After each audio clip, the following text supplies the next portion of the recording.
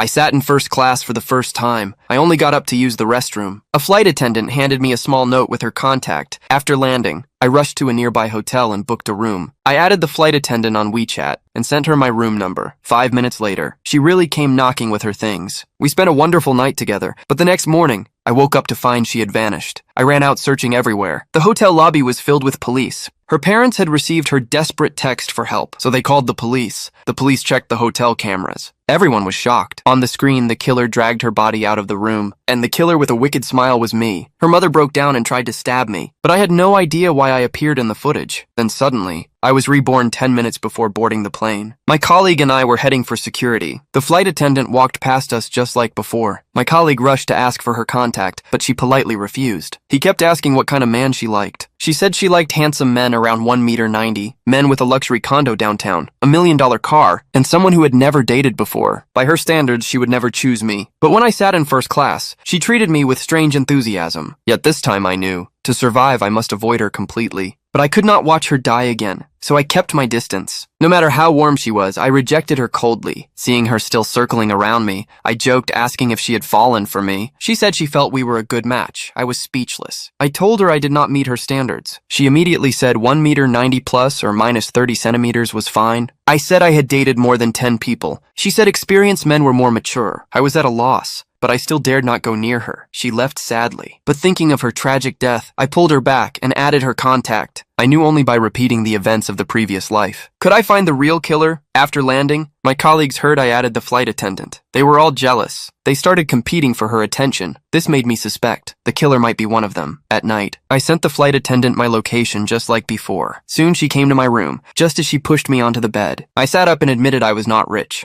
My first class seat was from Points. She was not angry. She said crew members could see whether tickets were bought or redeemed. Then she showed me a lottery ticket. She had won 5 million. I realized her death had a deeper reason, facing such a pure girl. I could not let her die again. I told her she would die in this room tomorrow. She thought I was rejecting her and angrily tried to leave. I stopped her and revealed all her little secrets to prove I knew the future. I told her the killer knew she won 5 million, and the killer was one of my colleagues, but I still did not understand why I appeared in the footage. To find the truth, I hid a spare phone as a camera inside a flower pot, then took her to another room next door to stay safe. We did not drink the room water. We ordered nothing. We simply waited for the killer to make it seem like people were in the room. I pre-recorded our conversation and played it inside. I thought everything was under control, but I did not know. The truth was about to break me completely.